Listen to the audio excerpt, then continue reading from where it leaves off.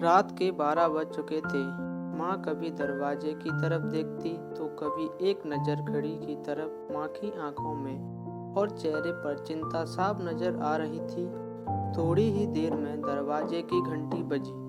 मानो काफी तेजी से दरवाजा खोला और सामने बेटे विक्रम और बहू मान्यता को देखकर पूछा, इतनी देर क्यों हो गई? मैं कब से तुम्हारी राह देख रही थी। माँ, मैं अब छोटा नहीं हूँ, तुम मेरी चिंता मत किया करो। विक्रम घर के अंदर प्रवेश करते हुए बोला, बेटा, कितना भी बड़ा हो जाए माँ के लिए छोटा ही रहता है। चलो छोड़ो, हाथ पैर धो लो, मैं तुम्हारे लिए खाना लगा देती हूँ। माँ ने दरवाजे बंद करते हुए कहा, माँ जी, हम बाहर से खाना खाकर आए हैं, आप खा लीजिए, हम सोने जा रहे हैं। बहू मान्यता ने कहा, लेकिन मैंने तो तुम्हारे लिए तुम्हारी मनपसंद खीर बनाई है, आओ थोड़ी थोड़ी खा लो। माँ, तुम्हें एक बार में समझ नहीं आता? तेरी बहू ने कहा है, हम बाहर से खाना खाकर आए हैं, क्यों परेशान करती है? जा तू खीर खा ले और सो जा, और हमें भी सो शांति से सोने दे।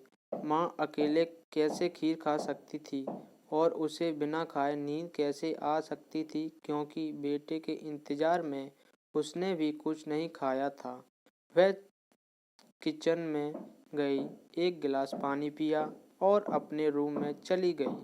सुबह 10 बजे विक्रम की आंखें खुली। बाजू में मान्यता अभी भी सो रही थी। विक्रम हॉल में आया तो लैपटॉप के पास रखी एक चिट्ठी पर उसकी नज़र पड़ी। यह चिट्ठी किसकी हो सकती है, यह देखने के लिए उसने चिट्ठी खोलकर पढ़ना शुरू किया।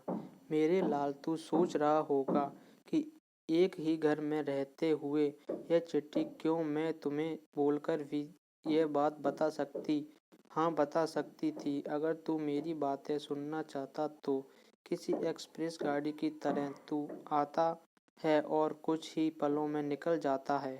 खैर, वो सब जाने दो। कल तुम्हारा जन्मदिन था, इसीलिए मैंने खीर बनाई थी। सोचा कम से कम आज के दिन साथ में बैठकर खाना खाएंगे। मगर मैं ये बात भूल गई थी कि मेरा बेटा बड़ा हो चुका है, तो अपने दोस्तों के साथ पार्टी करके खाना खाकर आया। चलो, मुझे इस बात की खुशी ही हुई मेरी दवाइयाँ ख़त्म हो गई हैं।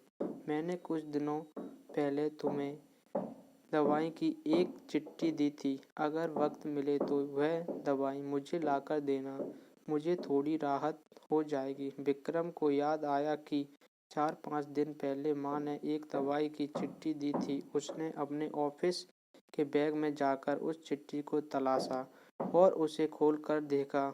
उसमें लिखा था, मुझे ऐसी दवाई लाकर दो जिससे मैं अपने बेटे को भुला सकूं। विक्रम को रियलाइज हुआ कि मुझसे बहुत बड़ी गलती हो गई है।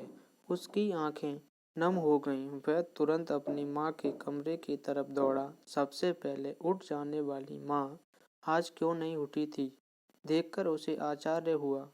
उसने माँ को उठाने की काफ़ी कोशिश की, लेकिन माँ एक गहरी नींद में सो चुकी थी। विक्रम के पास फूट फूट कर रोने के अलावा और कोई चारा नहीं बचा। दोस्तों, यह कहने की ज़रूरत नहीं है कि माँ बाप जीवन में कितने मूल्यवान हैं।